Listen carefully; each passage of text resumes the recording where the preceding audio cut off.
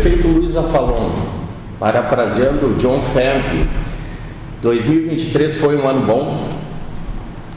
Foi um ano complicado. A gente teve uma redução grande na receita, né? Em função do 2021, 2 anos depois, aquela história toda. E foi difícil, a gente disse muito não para muita gente, economizou muito. Teve o segundo semestre, né? Depois daquele ciclone extratropical, o que choveu, rapaz do céu. A zona rural da cidade, principalmente, a gente refez ela 4 vezes, né? Gastamos muito dinheiro na zona rural, revitalizando pontes, pontilhões, estradas. Tem estrada que foi completamente destruída, a gente refez ela 3, 4 vezes. Final de setembro teve uma enxurrada violenta de novo. Mas mesmo assim foi um ano bom, a gente conseguiu entregar muita coisa para a cidade, daquilo que a gente pretendia, muita obra. Conseguimos manter os serviços básicos, né, que é fundamental para o morador.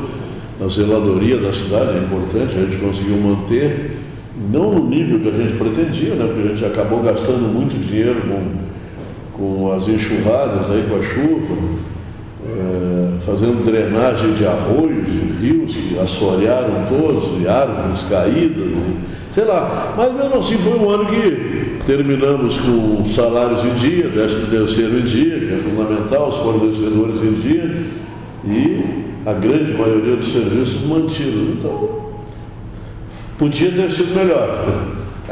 Parte da oposição votou contra o orçamento, né? O presidente da Câmara disse que a Prefeitura estava sem liquidez, com atraso nos pagamentos.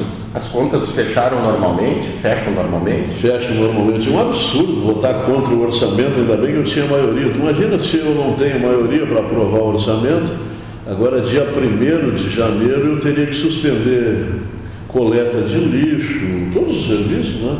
Porque eu não tinha orçamento. Eu acho que é um absurdo, eu acho que nunca ninguém fez isso na história de Gravataí, que eu saiba, votar contra o orçamento. Ou seja, buscar paralisar a prefeitura, todos os serviços, não ia poder nem pagar o piso, né? Eles revogaram aquela lei do piso também, eles fizeram algumas sandices aí na Câmara de Vereadores em nome de uma política que eu não sei da onde. A política evolui com o tempo, tudo evolui com o tempo, mas a política de Gravataí parece que uns troços meio maluco, né? Votar contra o orçamento. Pode tu ser contra a peça orçamentária, tu pode ter críticas, façam as críticas.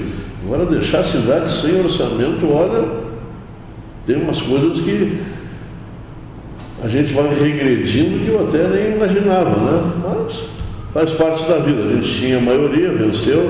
Agora, falta de liquidez, atraso nos fornecedores, olha, atrasa uma coisa aqui, uma coisa ali, porque a gente sempre antecipava pagamentos, né? Muitas empresas estavam acostumadas até com antecipação e a gente passou a pagar no prazo, respeitar a ordem cronológica e talvez isso tenha dado alguns problemas aí, mas estamos terminando bem, com todo mundo em dia, pagando todo mundo, tranquilo, serviços mantidos. É difícil, né? Agora tem que ter responsabilidade fiscal. Quando eu falo em responsabilidade fiscal, é saber gastar, né? Aquela lei do piso que eles mesmos acabaram revogando, ainda bem que eu tinha outra lá, porque senão nem o piso eu ia pagar, né? A gente tinha outra lei, eles acabaram revogando aquela idiotice, aquela maluquice de uma lei mal feita, mal estudada, nem assinaram, né, a repercussão financeira. Então, mas terminamos bem, terminamos vivos. Prefeito, o último levantamento do PIB, né, mostrou uma queda de Gravataí, são dados referentes a 2021. Gravataí caiu da 4ª economia para a 9ª economia. Né? Eu entrevistei o secretário da Fazenda disse que tranquilamente retorna à 4ª economia. Se tu olhar a GM, que é o grande motor da economia, né, em 22 ela já supera 19, né? Evidentemente que 21 foi menos da metade do que a GM fatura, né? De 13 bi faturaram 6 e pouco. E evidentemente que a metade do faturamento da GM, num orçamento em que ela é responsável por 50%, caiu. E aí alguém me disse esses dias, tem uns desavisados que tem umas frases fantásticas. Não, mas a epidemia pegou o Brasil inteiro, o mundo todo. Sim, mas a única cidade do Rio Grande que tem uma indústria automobilística é Gravataí. E mesmo no período que a 22, por exemplo, que a GM se retomou, não tinha componentes, né? Faltou componentes. Em 21, nos raros momentos que eles conseguiam trabalhar, eles tinham dificuldade com componentes. Então nós fomos muito afetados, o mercado automobilístico foi muito afetado. O nosso Onix, que era campeão de vendas nos últimos 6 anos, perdeu a liderança, agora retomou de novo, né? Perdeu a liderança de vendas justamente por isso. Então esse de sexto para nono é reflexo disso. Algumas cidades se beneficiaram, né? Na pandemia, por exemplo, quem tem o agronegócio como receita forte se beneficiou na pandemia. Então, e aí nós caímos para nono. Mas se tu pegar os números de 22, em que a GM já volta a faturar lá em cima, nós recuperamos a quarta economia de novo. Prefeito, isso serve também como um alerta, né? Como tratar essa GM dependência, né? É uma coisa boa para Gravataí, por óbvio, né? Mas e se a montadora vai embora, né? Ela leva metade do orçamento e deixa pelo menos 100 mil habitantes a mais em Gravataí e todas as necessidades e mazelas que ficam, né? Existe tratamento para isso? Às vezes as pessoas me perguntam, o senhor é candidato à reeleição? Eu digo, sou candidato, eu e o Levi somos candidatos à reeleição. Quem são teus adversários? Eu digo, olha, se a GM fizer isso que você está dizendo, se a GM fizer o movimento fora Bahia, eu acho que vai faltar candidatos, né? Quem é que vai querer ser candidato numa cidade falida? Então esse negócio da GM, a GM Dependência é bom, né? É bom ser dependente de uma grande montadora, mas se a GM resolver lá de Detroit, lá dos Estados Unidos, alguém se reúne numa sala lá, diz, olha, vamos fechar Gravataí. Para eles isso não representa nada. Agora para nós representa a falência da cidade num primeiro momento, como tu diz, 100 mil, 150 mil moradores a mais, numa demanda violenta e a metade da riqueza vai embora. Então, realmente é um problema a GM Dependência, a gente tem buscado várias alternativas aí para mudar isso.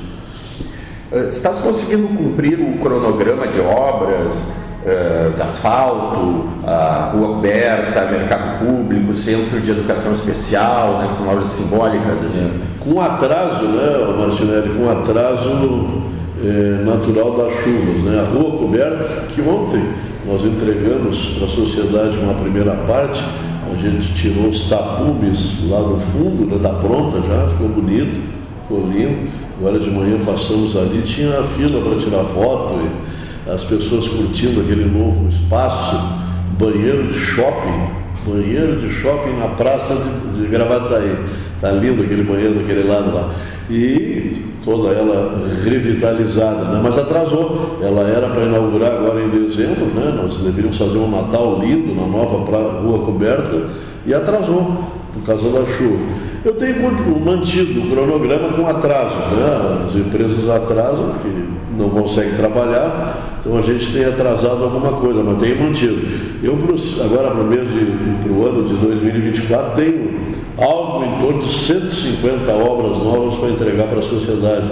Obras de todo tipo, desde pequenas até obras grandes, gigantes, são 150 obras mais ou menos. E eu tenho uma mania, né? Eu fui o gerentão dos governos anteriores exatamente por isso, porque no momento que eu gerenciei as obras, elas andavam. Teve um momento lá atrás que de 50 obras nós tínhamos uma andando, uma só, parou tudo. Porque se tu não botar o olho do dono engorda o boi, se tu não bater o martelo, todas as semanas bater o tambor, usando aquela velha história dos navios antigos, alguém batia o tambor, né? Se tu não bater o tambor semanalmente, as obras não andam, elas vão parando, elas vão engasgando aqui, engasgando ali. Então ser gerente, ser gerentão de obras é isso. 15 em 15 dias eu me reúno aqui nessa sala com todos os responsáveis e bato o tambor, e quando necessário me reúno com os empresários para que as obras andem. Então todas as obras estão andando. Nós temos um problema com o Irmã Soledade. É um programa lindo, maravilhoso, de 8 milhões de reais, que já está em 14, e que ainda tem aditivos. Foi um projeto completamente mal feito, completamente mal gerido, completamente mal iniciado, e que a gente tem feito um trabalho imenso junto ao Tribunal de Contas do Estado, né? Eles estão junto conosco nisso, porque uma obra de 8 não pode custar 16, né?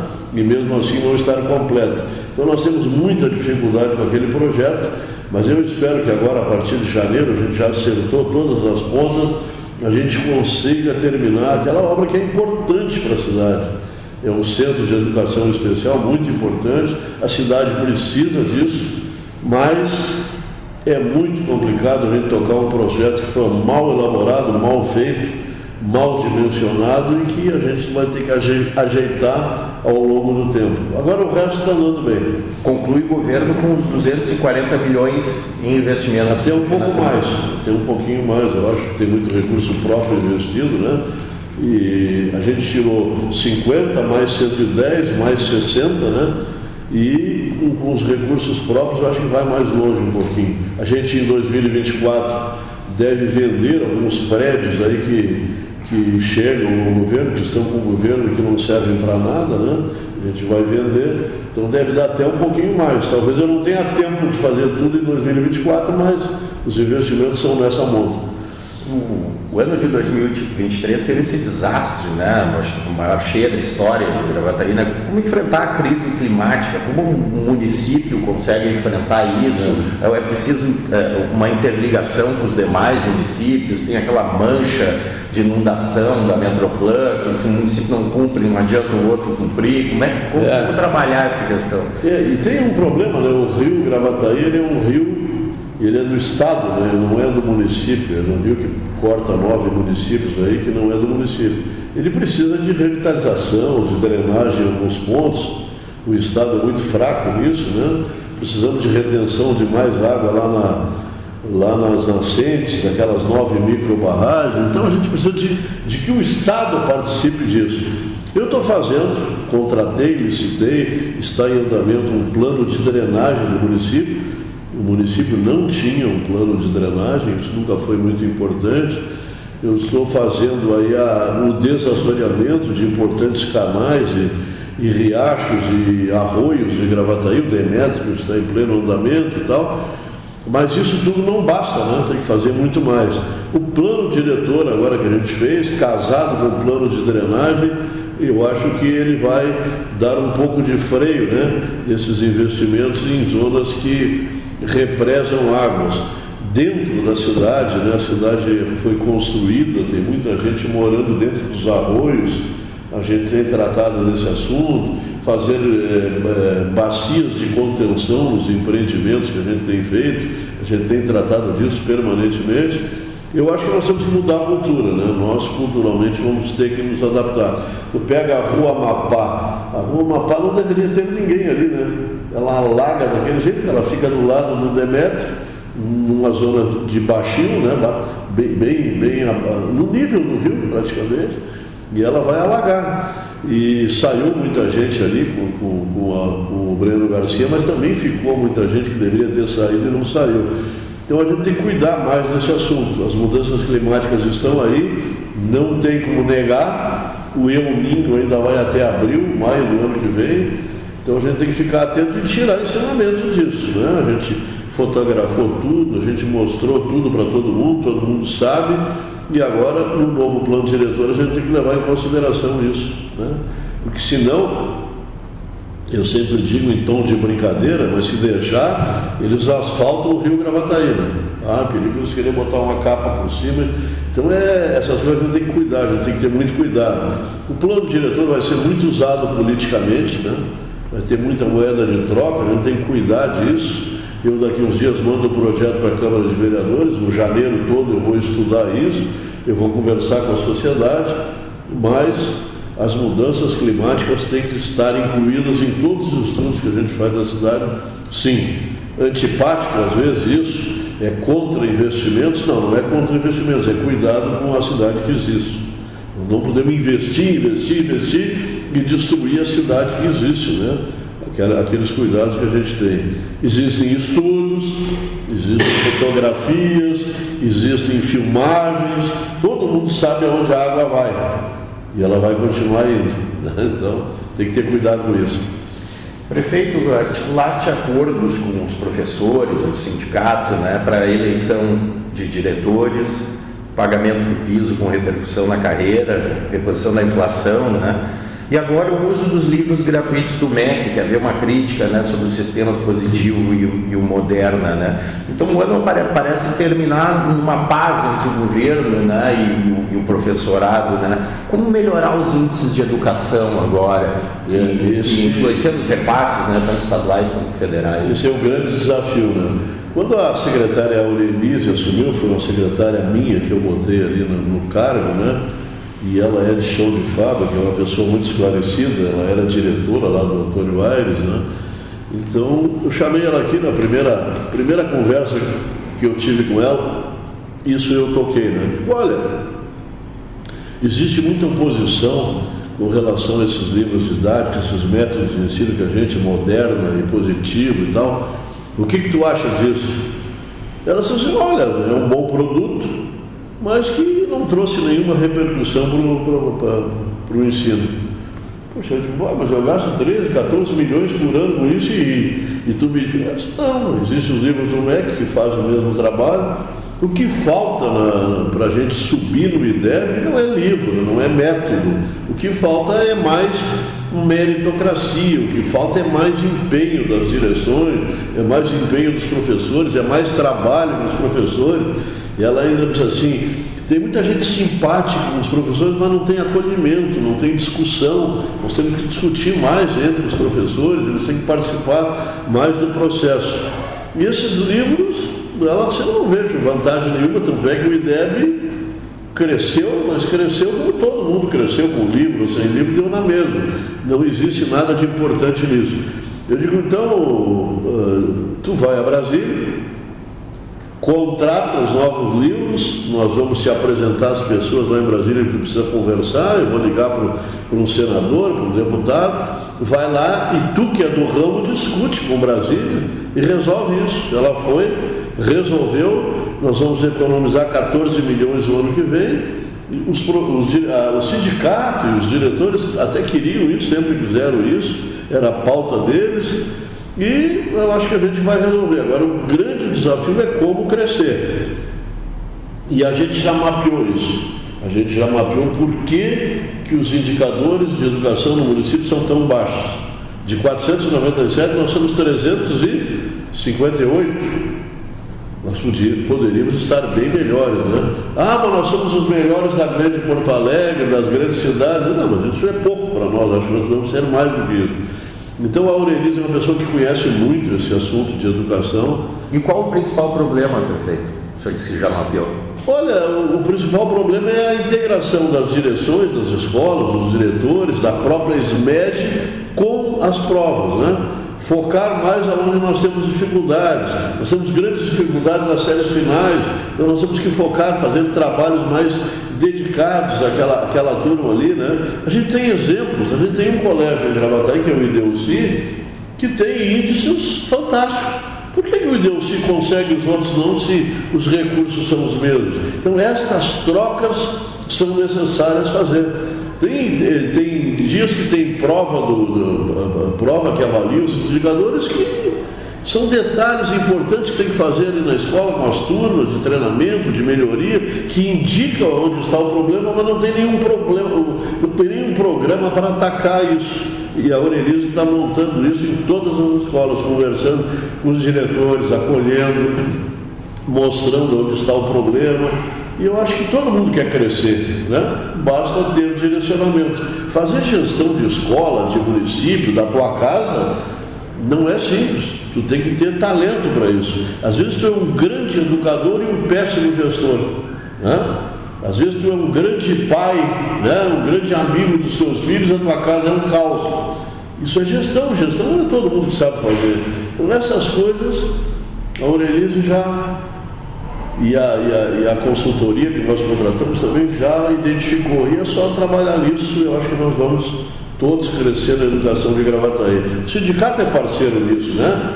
com as manias que eles têm lá e tal, andar com um carro de som, me elogiando pela cidade aí, né? Eu até brinquei com a Vitalina, pô, bacana o que tu fez comigo, me elogiou pela cidade toda, mas eles têm boas ideias, né? O sindicato tem boas ideias. Então é conversando que a gente se entende.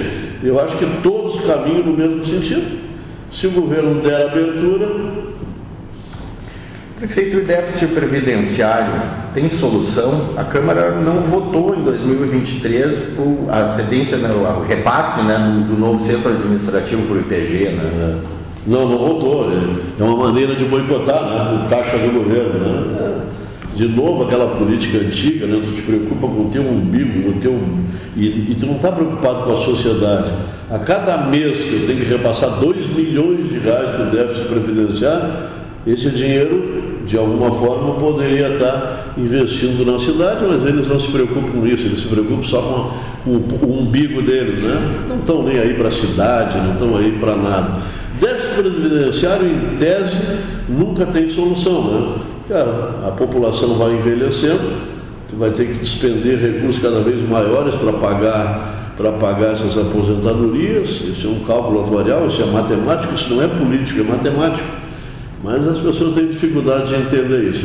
Mas nós vamos votar isso agora, logo em seguida, a gente vota isso, e é uma maneira de o IPG se preocupar de uma outra maneira em ter recursos, né?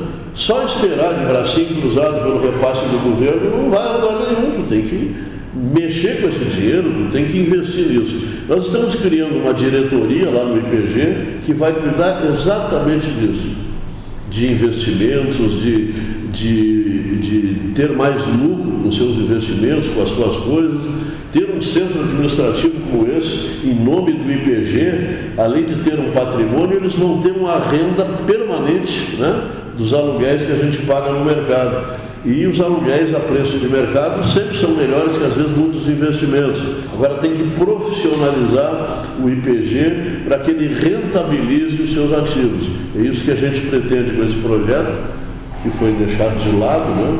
Vamos fazer uma represália para eles, vamos tirar dinheiro deles. Para a cidade, não estou nem aí para a cidade, né? Então essas coisas que a velha política ainda insiste em se fazer presente. As pessoas não se modernizam, né? Podem ser oposição a mim? Podem, não tem problema nenhum, mas a cidade não tem nada a ver com isso. A cidade quer desenvolvimento, a cidade quer ficar moderna, os institutos têm que ser mais modernos, essas coisas a gente tem que tratar permanentemente. Agora, se eu me preocupo só com a minha eleição, só com ser oposição, bom, aí eu faço esse tipo de coisa. Eu voto contra o orçamento, eu voto contra uma solução dessa. O movimento que as pessoas estão fazendo para inviabilizar esse negócio aqui da Ubra é impressionante. É ação aqui, é ação ali, ação aqui, ação acolá, e eu me defendendo, recuperando, mostrando que eu comprei um prédio de 20 milhões, que vale 30, que eu vou tirar o aluguel de muitas pessoas que usam esse aluguel com prédios que não têm a mínima condição de ser um prédio público, vou trazer todo mundo para cá, vou fazer sinergia. Não, mas nós somos contra isso. Contra por quê? Qual é a lógica disso? Mas a lógica não me interessa, né? O bem da cidade não interessa. Interessa é porque eu sou contra a pessoa que fez esse negócio. Se não fui eu que fiz esse negócio, eu sou contra. Puxa, isso é política do século passado. Já passou isso. Nós estamos noutra era. E os caras fazem política assim até hoje. Gravataí não merece isso. Gravataí merece mais. Gravataí merece crescer mais. Gravataí merece... Agora, ser contra o prefeito, não, isso é da vida, não. Eles têm um partido, eu tenho outro, são contra. Agora, para o bem da sociedade, torcer contra. E como as pessoas torcem contra negócios que não foram eles fizeram. Tem até uma lógica, né? Se tu não pensa como eu, tu é traidor.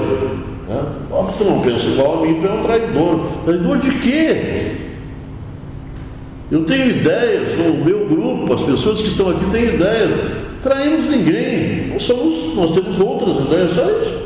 Dentro dessa questão, né, entrar nessa questão política, né, que 2023 foi o ano do rompimento, né? O Luiz já falou em Marco Alba, né, foi teu grande eleitor em 2020, né, uma relação de quase 3 décadas, né? Eu chamo de terceira guerra política de Gravataí, depois dos Abílios Oliveira, depois de Ostazinski, né? O que o Zafra responde para quem diz? O Zafra traiu o Marco Alba, né? E como te sentes hoje? É aquilo que eu dizia há pouco, traiu, né? Tu não tem a mesma ideia que eu tenho do traiu. O A traiu, B traiu, C traiu, D traiu. Pô, que trai esse rapaz? Não, olha, o Marco é uma grande personalidade política da cidade, foi um grande prefeito, eu não tenho nada contra ele, meu amigo até hoje, né? Quer dizer, eu tenho por ele respeito pelo trabalho que ele fez, pela história dele, né? Agora, traiu o quê?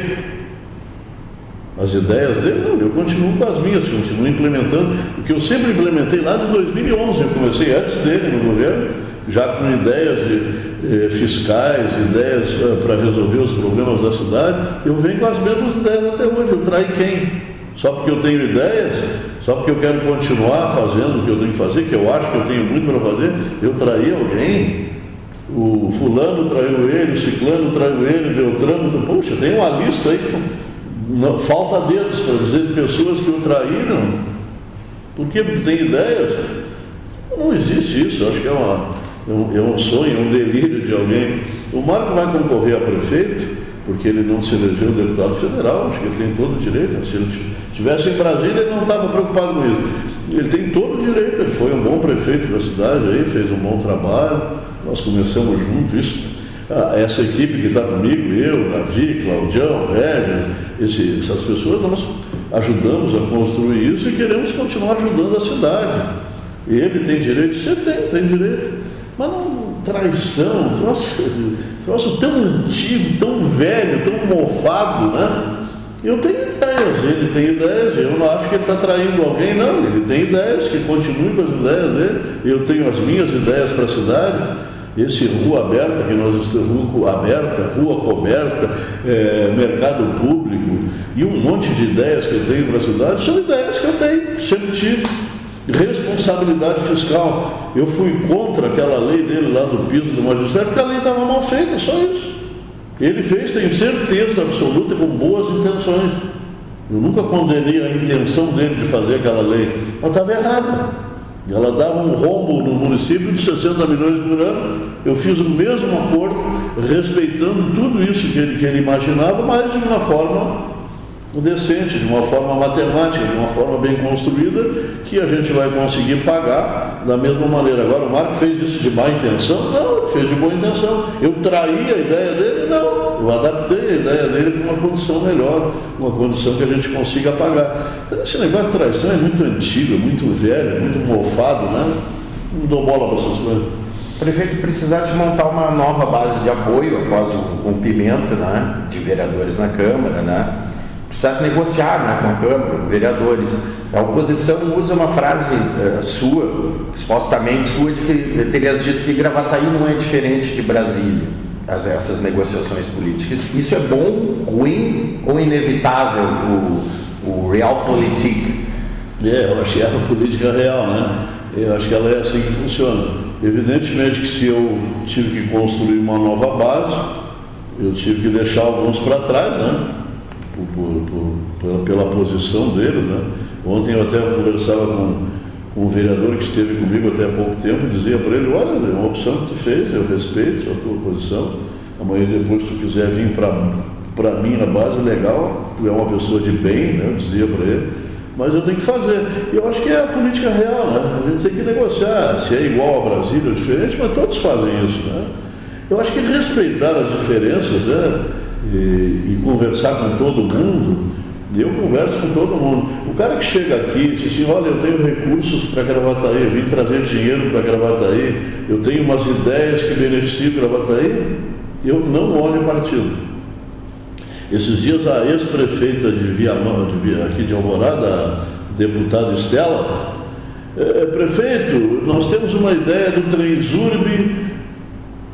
Aonde que a senhora está, que eu quero falar com a senhora? Ela é do PT, ela é radicalmente contra as minhas ideias políticas, mas ela tem uma ideia que beneficia Gravataí. Puxa, saí daqui, fui lá na Assembleia conversar com ela e tal, apoiar a ideia dela. Isso eu faço com qualquer um. né? Qualquer um que tenha recursos para Gravataí, que traga dinheiro para Gravataí. Ah, mas antes eu nem era atendido. Não, isso é antes. Hoje tu vai ser atendido nesta sala aqui. Tu vai sentar comigo na sala de reuniões aqui em Gravataí, vou botar o secretário, porque é assim que funciona, né? Eu acho que no momento que eu me elejo prefeito, eu sou prefeito da cidade. Eu não sou mais prefeito da minha turma, eu sou prefeito da cidade. Então eu atendo todo mundo. E essa composição da nova base obedece mais ou menos a esse tipo de coisa.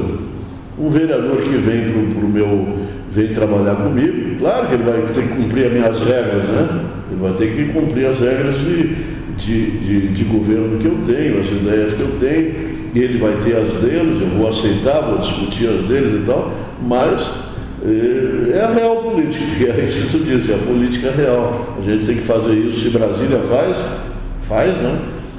Hoje o PP está na base do Lula, o republicano está na base do Lula, tem alguém lá dentro da base fazendo política. Eu acho que é assim que funciona. Se o prefeito tivesse uma vitória na eleição para a presidência da Câmara, que seu líder do governo, Alex Peixe, foi eleito, né? Como sai a administração da base após a vitória, a ressaca da vitória, já que teve um rebelado, o vereador de Lamar, que era um vereador próximo ao senhor? Ainda tem uma espuma, né? A espuma toda não saiu ainda, né? Mas a Câmara, eles fazem ali, a eleição da Câmara nunca é tranquila, né? A gente já viu cada coisa ali na eleição da Câmara. Eu ainda dentro do MDB vi muito disso, né? Tá tudo certo para ser o fulano e era o ciclano. E muitas vezes eu acompanhei isso dentro do MDB. E eles fazem isso, eu não sei por que eles tensionam tanto, né? Às vezes eles não enxergam o projeto maior, enxergam o seu projeto privado, mas é normal, isso é do ser humano, as pessoas são assim. O de Lamar é um exemplo disso, né? Nós temos um acordo maior para manter governabilidade. Acho que o Peixe foi ele que indicou o Peixe para líder do governo. Lembra, era ele, de Lamar, o líder do governo, que eu gosto muito de Lamar. O de Lamar é um estudioso, ele estuda os projetos do governo, ele sempre estuda as questões correlatas a um projeto e tal, e ele era o líder do governo. Lá pelas tantas ele perdeu essa condição, por atritos lá dentro. Eu disse, tá, mas agora tu sai, me deixa na mão. Eu disse, não, mas eu tenho um cara nota 10, um Peixe, o Alex. O Alex é um cara bom, o Alex sabe conversar e tal. E assim foi. E o Alex vai se comportando dessa maneira. Chegamos a um acordo aqui, né, nessa mesa aqui, uma reunião da base, em que o Alex Peixe foi o nome escolhido. O presidente do PSDB, do meu partido, até porque eu tenho interesse que ele cuide do partido, né? É importante cuidar do partido no ano eleitoral. O Neri faz assim que eu diga, né? Ser presidente da Câmara no ano eleitoral, tu te prejudica lá no dia a dia da tua campanha e tal. Então vamos preservar. Aí o Demetrio concordou, os outros demais vereadores concordaram, saímos daqui com o nome do Alex. Mas aí o de Lamar, ele tem essa característica, né, de o projeto pessoal dele, as questões pessoais dele serem às vezes mais importantes que o todo. E aí ele foi lá e tensionou, articulou de outras maneiras. Eu respeito, né?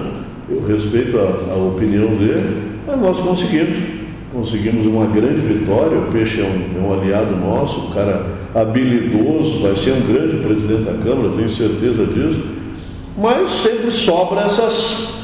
E nós estamos tratando disso. Como é que vai ficar ali adiante? Acho que foi tu que escreveu uma coluna ontem, né?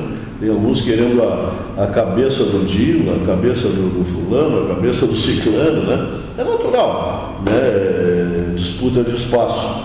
E vamos ver como é que fica. Eu tenho que respeitar a maioria, o que a base quer, o que a base entende. Eu tenho que ter uma base forte no governo, porque, embora não tenha nenhum projeto político aí importante como é que é, pauta-bomba, né? Não tem nenhuma pauta-bomba para 2024, assim que eu me lembro, né?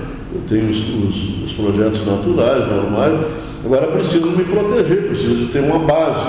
E às vezes tem alguns muito polêmicos que fazem parte disso. a gente respeita, ele mantém determinada distância de um, do outro, conversa com o outro. Nem todos se aturam na base, né? Tem uns que nem vêm na reunião da base porque não me dou com fulano, não me dou com ciclano. Isso é natural. Agora eu, como governo, tenho que respeitar todos, tenho que conversar com todos e tentar harmonizar. É isso que eu faço o dia inteiro, tentar harmonizar. Pessoal, nós temos um projeto maior, que é 2024, nosso projeto é lá. Se vocês estão ligados nesse projeto e querem chegar junto lá, nós temos que conversar. Então, o que vai dar de rescaldo lá da eleição da mesa, ainda não está muito claro, ainda estamos clareando. És candidato à reeleição? Sem dúvida, eu sou candidato à reeleição. Eu tenho um grupo de pessoas que querem isso, muitas instituições da cidade querem isso, pessoas respeitáveis da cidade acham que eu devo continuar, que a gente vai indo muito bem, vai modernizando a cidade, vai levando esse sentimento de pertencimento à cidade, e não dá para regredir, né? Não tem como regredir, então nós temos que continuar, as pessoas não querem. Então eu e o Levi, né? O Levi de vice, raramente a gente se dá tão bem com o vice, né? Normalmente a gente não termina bem, mas o Levi é um grande cara, uma pessoa extraordinária, respeitado na cidade aí, né? Então ele continua como vice, né? Continua como vice, então a dobradinha continua. Somos candidatos sim à reeleição, pré-candidatos à reeleição. Eu acho que seremos, né? Tem tudo indica que seremos. O senhor já respondeu a pergunta que eu ia fazer sobre a reeleição da chapa com o Levi, então essa é uma definição. O Levi é um cara respeitoso, um cara maravilhoso, né? Querido na cidade. Vários segmentos da cidade adoram o Levi conhece todo mundo, né? Todo mundo conhece ele, é um cara que dá credibilidade, né? Eu quando saio de férias, eu tiro muito pouco, eu tiro uma semaninha aqui, uma semana ali, ele fica, isso me dá uma tranquilidade imensa, né? E tudo que ele pode, ele me ajuda, ele vem conversar comigo, ele traz empreendedores, o Levi é um cara maravilhoso e respeitado na sociedade. Então a dobradinha é essa. Prefeito, até onde vai a aproximação política com o Dimas Costa, secretário adjunto do Esporte do Estado, que foi seu adversário em 2020? Olha, eu tenho conversado com o Dimas, mais através do Danley do que propriamente eu, pessoalmente, né? O Danley esteve aqui esses dias me trazendo aí uma solução aí para o hospital, emendas, etc. Um projeto importante na área de esportes, para uma praça de esportes. O Dimas vem junto, o Dimas é do partido, o Dimas é secretário de Estado do governo Leite, então existe uma aproximação natural. O Dimas, eu na minha ideia, eu nunca fui muito próximo assim do Dimas, mas ele tem boas ideias a respeito de política, ele é um democrata, ele conversa com todo mundo, eu gosto do posicionamento dele, né? Então a gente tem conversado, se vai sair aproximação, se não vai, bom, isso o tempo vai dizer. Eu sei que o Dimas é candidato, né? Ele tem dito por aí que é candidato a prefeito, ele foi o segundo mais votado da cidade, ele hoje é suplente de deputado aqui por Gravataí, e o Dimas é um cara que trabalha por Gravataí, né? Ele, quando eu converso com ele sempre vem com ideias para a cidade, vem com ideias para Gravataí, isso me agrada muito. Um cara que respeitoso, né? Ele sempre foi oposição, é oposição aí ao meu governo, mas de uma forma respeitosa, nunca usou de ofensas pessoais contra mim, então eu acho que é uma pessoa de bem, dá para conversar com ele sim, eu converso tranquilamente com ele sem problema. Se vai ter aproximação, bom, o tempo que vai dizer, até março, né, nós temos a janela em março, que existe uma movimentação fantástica em cima disso. Agora há pouco teve um partido aqui, que eu até nem conhecia, o Agir. O Agir é um partido político, né, que veio se aproximar, tem outros que vêm se aproximando, tem o Cidadania que tem se aproximado, ele faz parte da federação com o PSDB, então a deputada Anne, uma deputada importante, tem conversado com a gente, então tem movimento em tudo quanto é lugar, um vereador saindo daqui indo para lá, outro daqui para lá, então esse movimento que vai dizer como é que funciona. E o Dimas eu acho que é importante nisso, né? Ele é uma peça importante na eleição de Gravataí, na política de Gravataí, inclusive ele pode virar deputado, sei lá, ele é o primeiro suplente, né? Então tem muita coisa andando. E eu gosto dele, gosto do tipo dele, de tratar política, me agrada. Quem projetas nas urnas em 2024 como adversários, acredita que a eleição de Gravataí ela pode ter algum tipo de polarização, como a nacional, esquerda, direita, isso ou não? Ou até pela configuração do teu rompimento com o Marco Alba, isso não deve acontecer?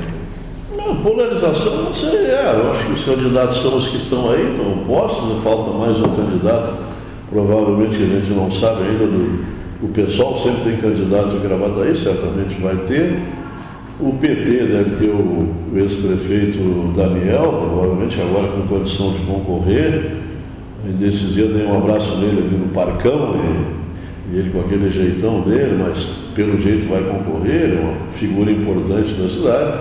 O Marco certamente está em campanha, né, aberta aí na cidade, certamente vai concorrer. Eu vou concorrer, eu e o Levi concorremos à reeleição. A reeleição, a gente tem, isso é importante, né? A reeleição, ela tem na cidade aí um índice muito alto de aceitação, né? Tu fala em reeleição, tem um índice muito alto de aceitação na cidade. Polarizar, eu acho que aqui em Gravataí não tem muito essa característica. Eu sou de direita, eu sou liberal, né? Eu sempre manifestei isso.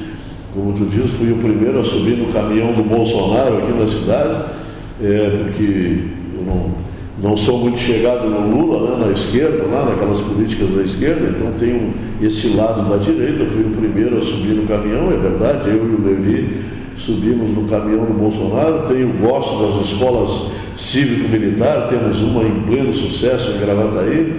A esquerda tem o Daniel, certamente o pessoal bem à esquerda. O Marco tem lá suas tendências à esquerda também, foi contra a privatização da Corsã, ele é contra o governador Eduardo Leite, né, nas privatizações principalmente. Essa Corsã o que falta d'água nessa cidade é brincadeira. Então a Corsã tem que melhorar muito. E quando eu vejo o Marco, era contra a privatização da Corsã, junto com a CUT, né? Então ele parece que está mais se posicionando mais desse lado e tal. Então, mas eu acho que polarização, aquela polarização efetiva, Bolsonaro, Lula, eu sou daquilo, eu acho que essa não Gravataí não tem muito espaço para isso. Todos são muito moderados, né? Eu moderado à direita, eles mais moderados à esquerda. Eu acho que é isso que vai acontecer. O meu nome mais à direita, provavelmente, mas nenhum daquele férreo, né? Agarrado ferreamente na polarização. Acho que não, Gravataí não, parece que não tem muito isso, não. Talvez o pessoal, né, mais à esquerda, mas o resto, e o Daniel pelo PT, mas o resto, nenhum deles raivoso, né? Todos eles pessoas de bem e tal. Eu acho que esperas uma campanha então mais propositiva do que uma de destruição de reputações? Hoje eu estou sendo muito atacado, né? Hoje as pessoas me atacam muito, né? Eu sofro muitos ataques aí, mas eu acho que não, eu acho que vai ser uma campanha propositiva. Da minha parte vai ser. Eu fiz um bom governo, eu tenho bons projetos para a cidade, continuo tendo, e vou tratar deles exclusivamente. Eu acho que a população, né?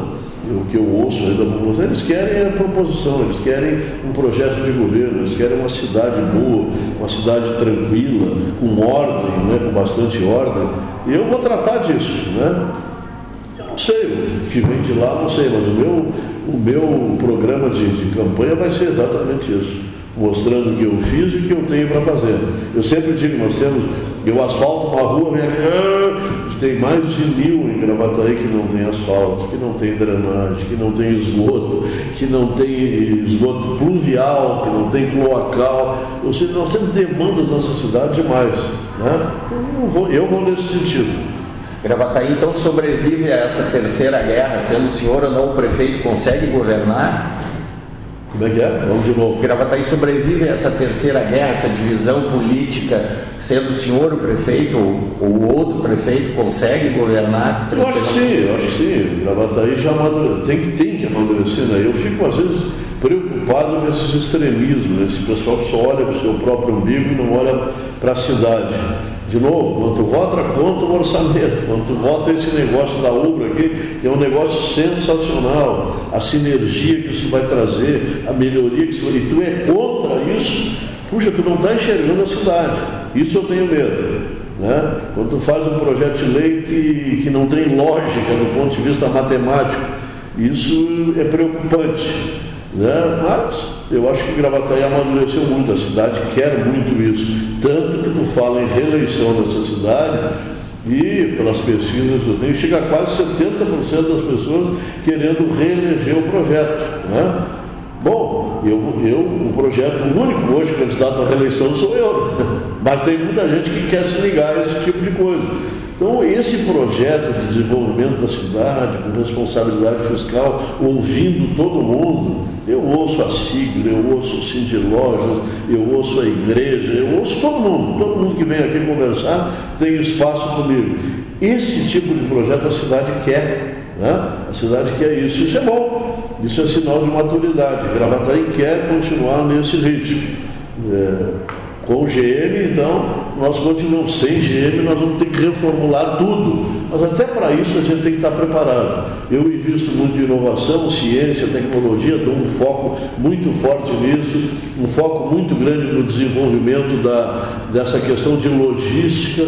Tem mais um empreendimento enorme de logística apresentando projetos. Ontem ainda teve outro grupo forte aqui apresentando projetos. Inovação, ciência e tecnologia, tem algumas coisas importantes acontecendo. Eu tenho conversado com o governador Eduardo Leite e ele é parceiro nisso, ele quer botar a Gravataí nesse foco. Então acho que nós precisamos até nisso estar preocupados. Acho que isso tem que ser assunto de campanha.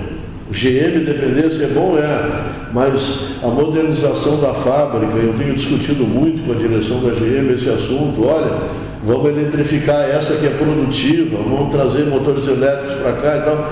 A gente tem tratado muito disso. Agora, sabe como é que é a GM, né? As grandes empresas, não a GM em si, a GM é uma grande parceira, mas lá nos Estados Unidos o cara faz assim e muda a vida da cidade. Então nós temos que ter foco também nisso. Eu acho que a cidade de Gravataí quer isso, a população quer isso, e quando ela fala e aprova a palavra reeleição, né, eu acho que ela quer que continue. Eu sou o único candidato à reeleição, os outros, o Bordião também, né, se reelege, foi eleito lá, o Marco foi eleito lá atrás, mas quem é candidato à reeleição é Zaffer Levi. E eu acho que nós estamos focados nisso e a cidade quer isso. Se eu souber, se eu tiver a capacidade de mostrar para a cidade que esse projeto continua comigo, bom, tenho grande chance de reeleição. Prefeito, queria lhe agradecer a entrevista. O seguinte, pedir que o senhor deixasse uma mensagem para o novo ano, para a comunidade de Gravataí. O senhor pode falar olhando para a câmera. Eu tenho dito, né, nos meus pedidos, nas minhas orações, uma Corsã mais competente, porque falta muita água nessa cidade, a gente cansa disso. Só do ano novo para cá, do final do ano para cá, rompimento de adutoras toda hora. Eu quero uma cidade com paz, com tranquilidade, que nós tenhamos um ano muito melhor, que chova menos, né? Pode chover, tem que chover regularmente, mas menos, né? Foi demais esse ano 2024. Espero um ano de muita compreensão, de muito amor, que as pessoas tenham muito amor umas com as outras, que melhorem isso, que respeite as divergências, respeite o diferente, que traga todo mundo para dentro, uma cidade que se reconheça mais, que tenha mais pertencimento. Nós somos a 4ª economia do Estado, uma cidade pujante. Quanto mais amor e compreensão nós tivermos, nós teremos mais paz e uma Gravataí muito melhor. Eu desejo para todos vocês de Gravataí exatamente isso, uma Gravataí daquele jeitão que nós gostamos e que nós queremos. Paz para todo mundo aí, gurizada. Muito obrigado.